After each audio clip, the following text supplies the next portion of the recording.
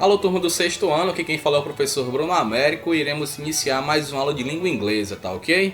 A nossa aula seria da página 21 do livro de inglês de vocês, pessoal, mas como no livro de vocês está um pouco mais complexo, eu resolvi explicar de uma maneira mais simples aqui. O conteúdo que a gente vai ver hoje chama-se pronomes do sujeito ou subject pronouns. Tá certo? Os pronomes pessoais. Qual é a função deles?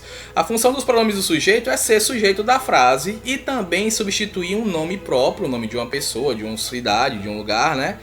Ou substantivo para evitar a sua repetição. Como é que funciona isso, pessoal? Vamos ver aqui, ó. Uma frase em português. Fred foi ao supermercado, Fred comprou biscoito, Fred voltou para casa e Fred assistiu TV. O que é que se repetiu mais nessas frases aí? O sujeito da frase, que seria Fred, tá certo? Então, o pronome do sujeito ele tem a função de substituir o sujeito para evitar essa repetição. Vamos ver como é que ficaria substituindo. Fred foi ao supermercado, ele comprou biscoito, Fred voltou para casa e ele assistiu TV. Então, os pronomes do sujeito têm a função de ser sujeito da frase, obviamente, mas também substituir um sujeito para evitar a sua repetição.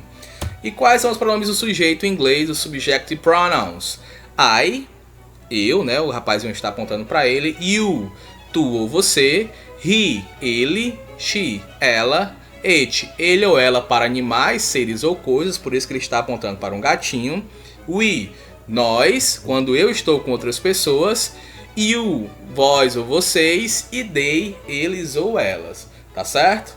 Então aí está a tradução, I, eu, you, tu, he, she, it, ele, ela ou ele ou ela, we, nós, you, vós ou vocês, e they, eles ou elas. Entendido? Então, os pronomes sujeitos servem para substituir o sujeito para evitar, assim, sua repetição.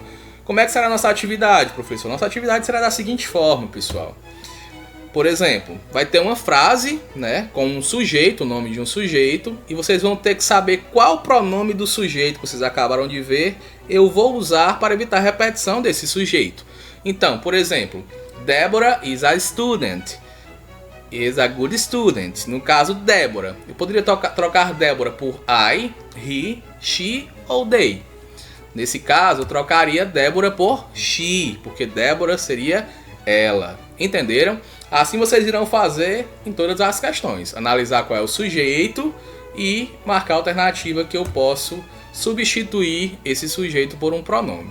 Então aí está a lista dos pronomes. I, eu, you, tu, ou você, he, she, it, ele, ela, ou ele ou ela, no caso do it para animais, seres ou coisas, we, nós, you, vós ou vocês, e they, eles ou elas. Em caso de dúvida, vocês podem tirar aí no privado, que se encontra na turma de vocês, ok? Então, bons estudos e até a próxima.